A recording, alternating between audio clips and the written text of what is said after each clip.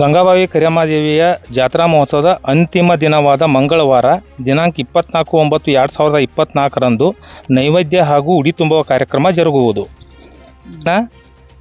ಮಂಗಳವಾರ ದಿನಾಂಕ 24/9/2024ರಂದು ರಾತ್ರಿ 8 ಗಂಟೆಗೆ ತುರಸಾ ಚುರುಜಿನ ಡೊಳ್ಳಿನ ಪದಗಳು ನಡೆಯುವು.